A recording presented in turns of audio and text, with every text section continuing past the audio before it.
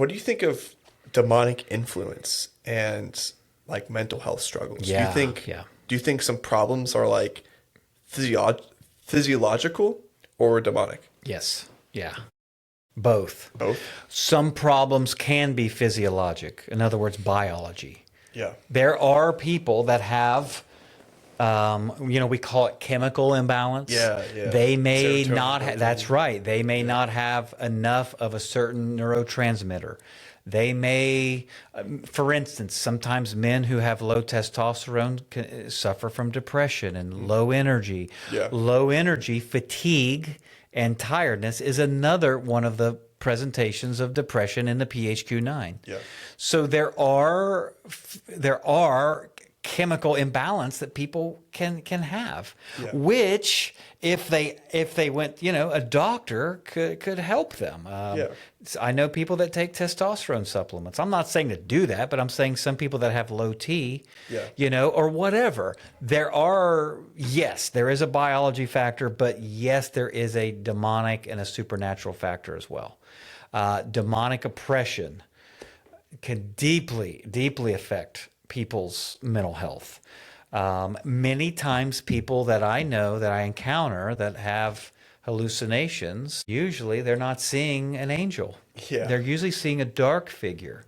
They're usually hearing voices that say, kill yourself. Now, what is that? Yeah. That is demonic. Oh yeah. That is demonic. That is a demonic. Now, is that because that person has a sin problem?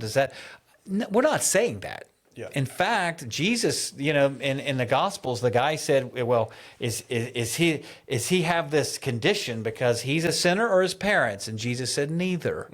He has this so that the power of God can be manifested on him. So in other words, just because someone who might have demonic oppression or mental health problems, that's not to say that they're just worse people. Yeah. Or they're, anything can cause that stuff. Childhood trauma, the adverse childhood experiences, the ACEs, we talk about that. We talk about trauma. We talk about abuse, neglect, parents that were either not involved or were performance parents, being around friends, anything. A teacher that said, you're never going to end up doing anything good. That statement right there could send someone on the road to mental health problems down the road. But yes, demons are deeply involved in mental health problems, and work through that, work through our mental health, and work through our thoughts, and work through those things, and through trauma. Yes, yes, yes, that can all be the case. And that doesn't mean those people aren't saved. And again, we've talked about this before. Just because someone is being messed with by demons doesn't mean they're not saved. Jesus was being messed with by Satan himself. Jesus is saved. So if if the devil himself came down to mess with him, who are we as Christians to think that demons aren't going to mess with us? Yeah, Okay, so true. let's establish that. Yeah, it's like in Mark 9, the boy who suffered from the demon. Yeah, Like this was a little kid. I'm sure he didn't commit some grave sin, that's right. but he was being oppressed like heavily by a demon. Like That's exactly demon right. was throwing him into fires, trying Yeah. to kill this kid. Yeah, right, And right. his father was like, "Hey, we need help. Like we Yeah. need help. We need this demon gone." Wow. And Jesus came and delivered the demon Right. ultimately. But like, there are demonic strongholds. There are demonic influences that's real. Like Yeah, oh, you yeah. mentioning, Yeah, yeah. you mentioning like hallucinations of people hearing and seeing like these demonic figures and stuff like that. Yes. Interestingly enough, I was listening to his podcast with this ex like warlock. He like did a bunch of like magic and stuff like that, a bunch of really bad stuff. And he would say like, yeah, like we would like put curses on people. Yeah. And demons would like latch on to people and they would cause them to suffer all these mental illnesses. Sure. They would cause them to go insane. Yeah. And I don't know about the validity of this, but he's a pastor now, so I'm assuming that he's pretty valid. yeah, He knows what he's talking about. Sure. It's just fascinating to see that. There's definitely some problems that are caused by chemical imbalances, Yeah. but there's also problems that can be caused by demonic strongholds. Oh yeah, and that's right. And demonic demons can. I mean, And that's why when you asked, can it be biology or demonic? I say yes, because sometimes it's a combination. Is this trauma? Is this demons? Is this biology? The answer all of those could be yes. Yeah, could be. Either way, we know the enemy is going to use whatever to try to distract, destroy, bring us down, get us messed up. And so it's the etiology of whatever that mental health problem is. In other words, where the source of it is what it is. Jesus can set people free, and he does. And and all of those things that we're talking about today together, can really help people. So yeah, that's good stuff. That's good. What are some things that can cause a lot of mental health problems? Well, just kind of like what we've mentioned, just worrying too much, a lack of purpose. Lack of purpose. A lot of times people who have a lack of purpose also can struggle with depression. Yeah. A lack of motivation, not motivated to get out of bed. Again, that's a difficulty with motivation. That's another one of those markers on the PHQ-9 for depression.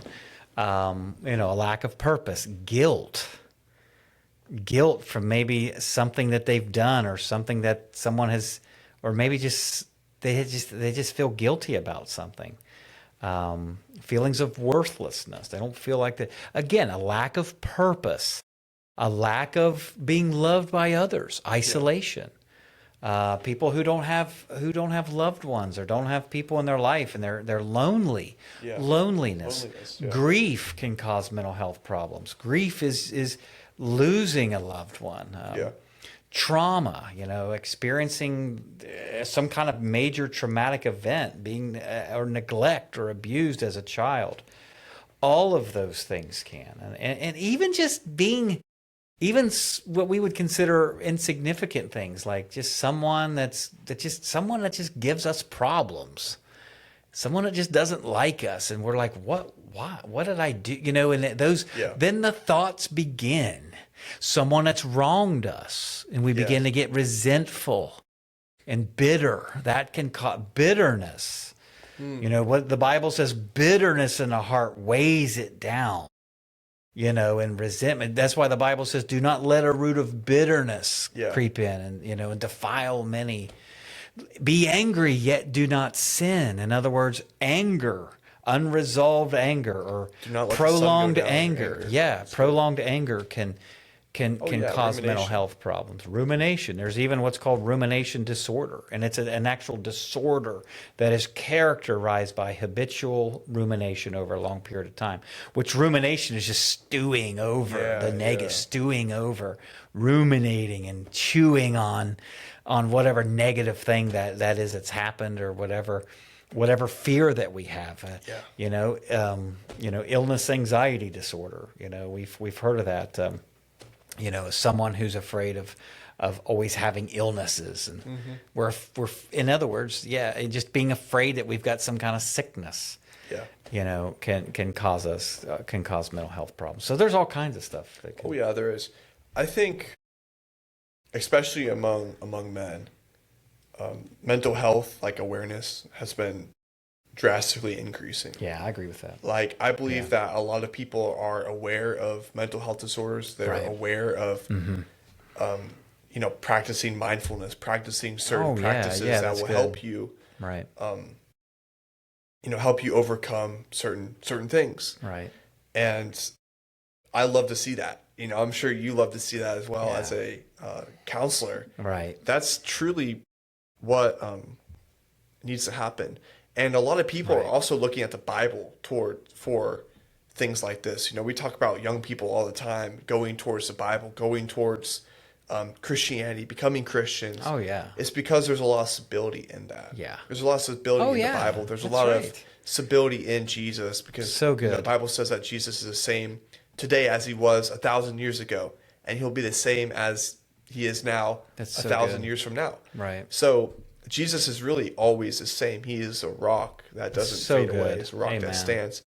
And I believe, I've seen this firsthand, so I don't believe I know, that men not just men. Young people want stability. Young people want Yes. something that doesn't change all That's the time it. like the world does. You're right. We had that Soma conference yesterday, and one of the guys walked up to me because he's a youth pastor. Yeah. And he was telling me, he's like, I've seen so many young people. I've seen so many people start coming to church now. Yeah. And I told him, it's like, because people want something that doesn't change every single Right. day. The world changes Yeah. every single day. So There's good. always stuff going on.